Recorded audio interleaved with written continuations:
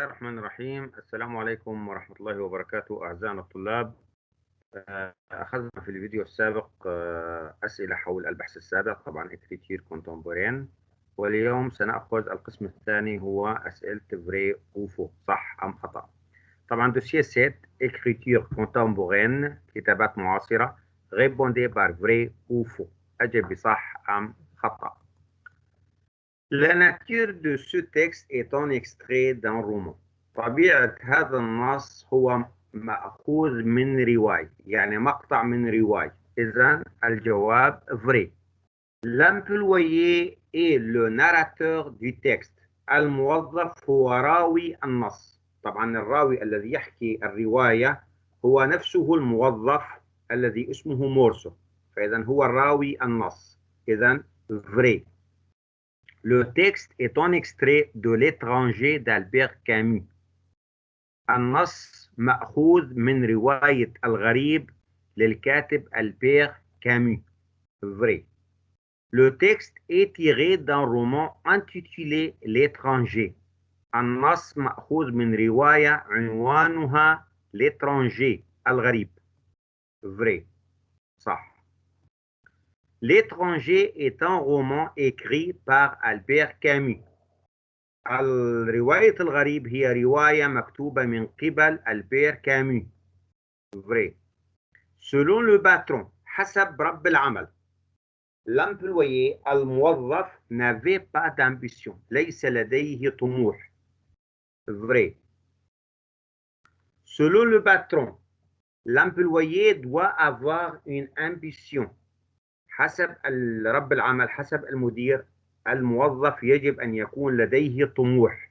يجب أن يكون لديه طموح، صح، لكن الموظف لم يكن لديه طموح. Le patron a trouvé que son employé est ambitieux. رب العمل a trouvé، وجد que son employé، أن موظفه est ambitieux، ذو طموح، أن الموظف عنده طموح. طبعا الجواب faux، خطأ.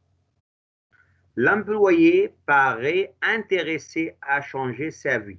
الموظف يبدو أنه مهتما بتغيير حياته. طبعا الجواب faux، خطأ، هو لا يريد أن يغير حياته. Les deux personnages du texte sont le patron et l'employé. الشخصيتان الموجودتان في النص هما le patron، رب العمل، et l'employé، والموظف. Vrai.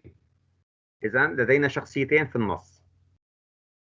Le patron a appelé l'employé pour lui demander de mieux travailler.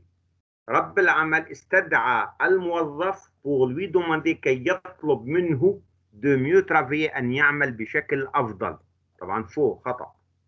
Le patron a appelé l'employé pour lui demander son avis sur un projet. رب العمل استدعى الموظف pour lui demander كي يطلب منه son avis، رأيه sur un projet، حول مشروع ما. Vrai. إذن هو طلبه مشان يستشيره في مشروع. L'employé ne voyait pas de raison pour changer sa vie. الموظف لم يكن يرى سببا pour changer sa vie، كي يغير حياته. ما في سبب إنه حتى يغير حياته. إذن vrai.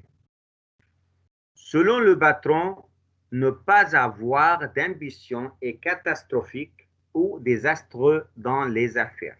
حسب رب العمل، ne pas avoir d'ambition، عدم وجود طموح عند الشخص طبعا، est catastrophique، يعد كارثي، شيء كارثي dans les affaires، في عالم الأعمال.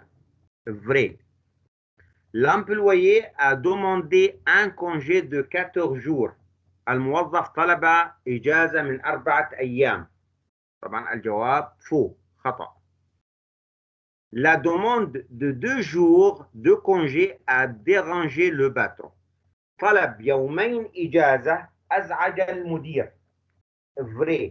طبعا هو الموظف طلب يومين إجازة، لكن وجود السبت والأحد وراء بعضهما مع الإجازة اليومين صارني هيك 4 أيام سيغيب الموظف، فاعتبر الموظف إنه رب العمل إنه هذا الأمر أزعجه جدا، يعني بهذا المعنى.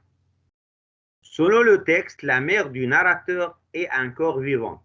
حسب النص لا مير دو ناراتور الراوي، الراوي طبعا هو الموظف الذي يروي القصة، اي انكور فيفانت ما تزال على قيد الحياة.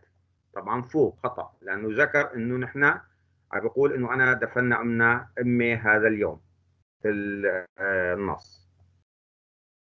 D'après le texte حسب النص la mère de l'employé الموظف est morte récemment ماتت حديثا. Vrai. Le patron et l'employé ont des caractères et des tempéraments différents. رب العمل والموظف لهما طباع ومزاج مختلف. طبعا فري، كل واحد له مزاج وطباع مختلف. كان المدير كان حماسي متحمس للشغل، فيعكس الموظف اللي كان غير مبالي وغير مهتم.